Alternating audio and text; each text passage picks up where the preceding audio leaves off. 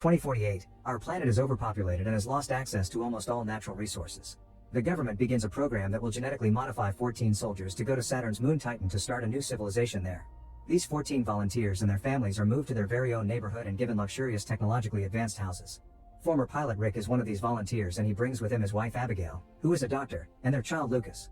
The head of the program, Dr. Collingwood, has lots of hope for Rick's development because when he was in the Air Force, he was shot down and had to cross the Syrian desert injured and alone without food or water for 3 days, which proves he's a tough survivor.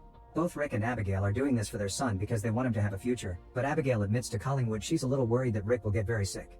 Collingwood confirms this may happen, but she doesn't need to worry because all Rick will need is proper aftercare. Once all the volunteers have finished moving, they have their first meeting with Collingwood to start the treatment.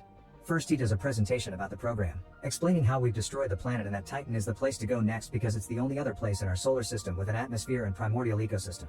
However, it also has liquid methane raining into huge oceans and lakes they can't swim in and an atmosphere rich in nitrogen that they can't breathe. It's simply too cold to live in. This is why instead of terraforming, they've decided to genetically modify humans to adapt to Titan's natural characteristics. One of the volunteers doesn't understand how the bodies won't reject the treatment, and while Collingwood explains the clinical trials were successful, he also admits there's no guarantee everyone will survive. The volunteer continues to question the program, but Rick shuts him up and tells him to leave if he doesn't like it. The volunteers come from all over the world and they were chosen because they all survived extreme circumstances. After the meeting is over, they are given card keys to have full access to the base and taken to the lab for their first shot out of 300 that they'll be getting for the next few weeks. Dr. Freya tries to explain what each shot is for, but Rick only understands half of it. Rick's family starts a new routine from then on, but it's nothing out of the ordinary. Lucas goes to school, Abigail takes care of the house, and when she's allowed to, she sits with Rick through the different treatments. All the volunteers become fast friends and they start to hang out together outside the base. Being neighbors allows them to throw dinner parties and barbecues all the time.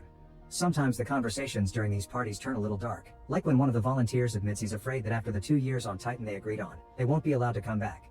One day, their barbecue party has extra amounts of drinking because this is the last time the volunteers are allowed to consume alcohol. In the evening, Abigail feels dizzy because of how much she drank, so Rick helps her go upstairs. However, he's the one that ends up falling as he begins to cough a lot, feeling like he can't breathe. Abigail checks on him and notices he's burning with fever and immediately drags him to the bedroom, where she gives him medicine and tucks him in bed, keeping him company for the rest of the night. Sometime later, Collingwood is very pleased with how the volunteers' DNA samples are progressing, meaning it's time for a big test. The group is asked to spend a long time underwater without an oxygen tank, and after the half-hour mark, only Rick and Tally are left, making a little competition out of it. In the end, Tally makes it to 39 minutes, but Rick manages to stay down there. In fact, he's so comfortable that he begins swimming in the pool. This shocks everyone because Rick isn't swimming like a normal human. He's going at a high speed while moving like a dolphin. In the evening, Rick shows off this new move to his son in the garden pool. Afterward, he tucks Lucas in, and the kid surprises him by bringing up his dead grandfather, who he sure would have loved all this. Then he joins his wife at the pool to get frisky in the water, but Abigail pauses things when she notices some black veins on Rick's body. Rick wonders what's wrong, but just like that the blackness is gone, and Abigail decides to ignore it for now. Some days later, the volunteers go through their first surgery. One of the wives named Ryan visits Abigail to let their kids play together, and she shares some of her worries. She confesses that she's terribly scared and that she doesn't think her husband belongs here, so Abigail comforts her by reminding her the volunteers will save humanity and most importantly, their kids. Rick comes out of the surgery in great health and returns home to continue spending time with his family. Abigail is happy to see him well, but she also worries about the potential side effects she reads about in the manual they gave them. Later that night, Abigail wakes up to find the bed empty. Rick turns out to be in the kitchen, putting some ice on his skin because he feels very hot. Abigail prepares a bigger bucket of cold water for him, and Rick challenges her to a little game.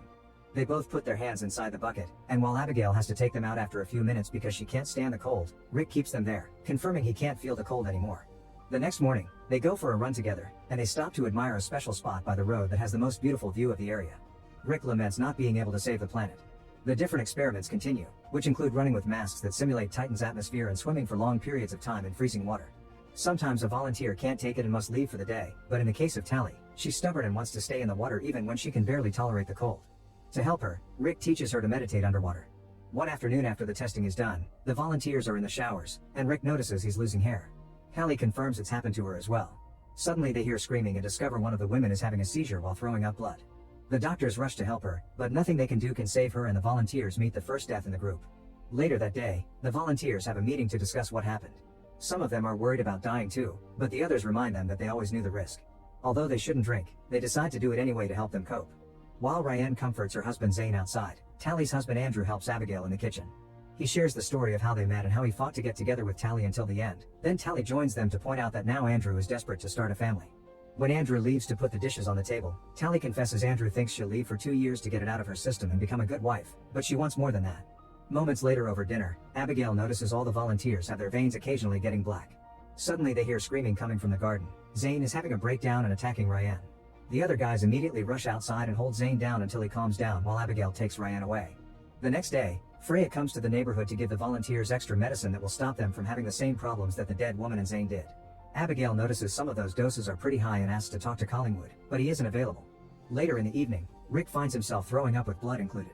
Abigail tells him to rest while she cleans, and once Rick isn't watching, she takes a sample of his blood. Afterward, when she moves around the house to lock all the doors, she finally notices there are cameras hidden in the house so that the people at the program can watch them 24/7. The next time Rick uses the pool, he begins to notice his skin is peeling off, but he doesn't seem too worried. When they go to bed, Abigail notices the state of Rick's skin and the fact he's losing hair, making her worry worse. The next day, Abigail looks at Rick's blood in a microscope and discovers it's turning black. Sometime later the volunteers go through the next big procedure, which consists of making their eyes similar to a cat so they can see in the dark. The surgery goes well, but Rick has to keep his eyes bandaged for a while and his family has to help him around the house. One night, Abigail hears Rick groaning in pain as his eyes begin to bleed.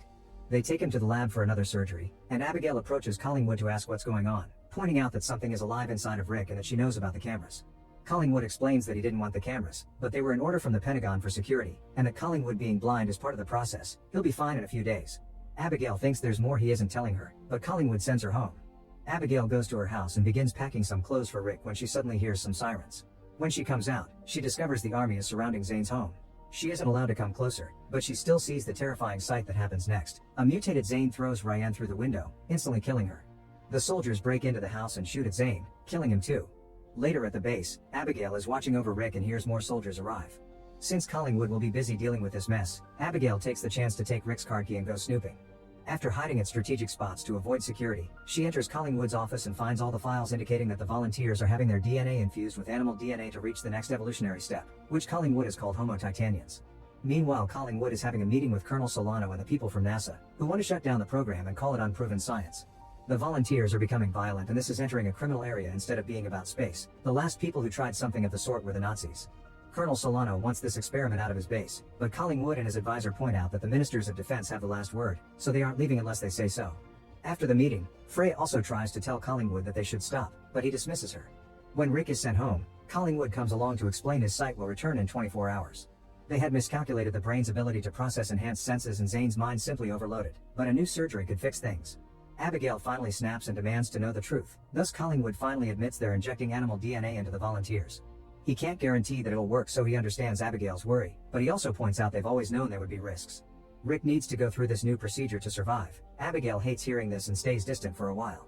A day later, Rick removes the bandages and confirms his sight is fine. He also shaves his head to avoid having bald spots. When night falls, he discovers he can see every detail in the darkness and he's so impressed that he calls Collingwood to confirm he'll do the procedure. While the family stay home, all the volunteers are put through surgery, but there are lots of complications and most of them die. In the end, only Rick and Tally are left alive and healthy. The next day, Andrew, Abigail, and Lucas visit Rick and Tally, and they are shocked to discover they've become some kind of mutated creatures that only communicate through tactile contact and a low frequency that humans can't hear. Rick puts his hand against the glass that separates them, making Abigail cry, and her tears get worse when Collingwood gives her Rick's wedding ring. In a few days, Tally and Rick will be leaving for Titan, but meanwhile they're allowed to stay home. Rick has trouble putting on human clothes, and when Abigail tries to help him, Rick accidentally hits her. He tries to check on her, but now Abigail's so scared of him that she can't help moving away from his touch. Rick spends most of his time in the pool, feeling more comfortable there than in the house. One night after putting Lucas to bed, Abigail looks outside and discovers Tally entering the garden with her hand covered in blood. Rick doesn't look bothered by this and approaches Tally so they can communicate through some weird tentacles that come out from their fingers. At that moment, the army arrives in the neighborhood and finds Andrew dead in the shower. They begin approaching Abigail's house too, causing her to run upstairs to hide with Lucas. The soldiers shoot Tally with tranquilizer darts, and it takes quite a few of them to knock her down. However, when they come closer, Tally reveals she's awake and uses the tentacles to kill one of them. The others immediately respond by opening fire to kill her. Next, the soldiers try to come after Rick, but he easily knocks them out with his new strength. Rick tries to drown the last soldier in the pool, but Abigail hears the commotion and comes out to stop him. Unfortunately, it's too late, and realizing what he's done, Rick runs away. Colonel Solano calls his entire team to begin looking for Rick, ignoring Collingwood when he asks him not to kill him because he's expensive research. Abigail and Lucas are taken to the base for safety reasons, but Abigail leaves when she realizes where Rick went. After making sure she isn't followed, Abigail runs to their special spot and finds Rick there. Abigail offers her hand to prove she isn't scared anymore, and once Rick's tentacles have grabbed her wrist, she kisses him. It's at that moment that the army helicopters find them and knock them out. Abigail wakes up later at the base with Collingwood by her side, explaining they had to hurt her for her own good. The Pentagon is shutting down the program soon, meaning they need to send Rick to Titan immediately, because Tally proved the Earth's atmosphere will either drive him crazy or just kill these new bodies. However, they can't force him to do it either because that may kill him too, so Abigail needs to convince Rick to go. Afterward, she's taken to see Rick, who is being kept inside a glass cage. Collingwood wants Abigail to give Rick a shot of quetiapine, which works as a chemical lobotomy and will erase all his memories. Abigail doesn't like this, but Collingwood explains it's the only way to make him leave. A soldier gives her the injection with the quetiapine from a drawer, which Abigail drops just to make him pick it up. Then Abigail enters the cage, and after exchanging a meaningful look with Rick, she gives him the injection, which knocks him out. When Abigail comes out, she asks Freya to come with her while a soldier approaches Rick to get him ready for the trip. However, Rick's only pretending to be unconscious and kills the man. It's then that Collingwood realizes Abigail grabbed saline from the drawer when the soldier wasn't looking, and that's what she gave to Rick. The soldiers open fire, but Rick just runs away and hides in dark rooms where he has sight advantage. Abigail goes to pick Lucas up and Freya guides them to an alternate exit, where they reunite with a heavily wounded Rick. Lucas and Abigail hug him to prove again they aren't scared, and Freya looks for some medicine, but suddenly all the soldiers show up. Collingwood asks the women to get away or the soldiers will shoot everyone, but Abigail refuses. Furious, Collingwood asks the soldiers to open fire, but Solano stands up to him and tells him he won't shoot two unarmed women and an innocent kid. Then he aims his own gun at Collingwood, and all the other soldiers follow his example. As Collingwood gets arrested, Abigail rushes to Rick's side, and her hug allows him to reinforce his most precious memories. Sometime later, Abigail together with Freya become researchers on the Titan II project, using more ethical methods to save the world.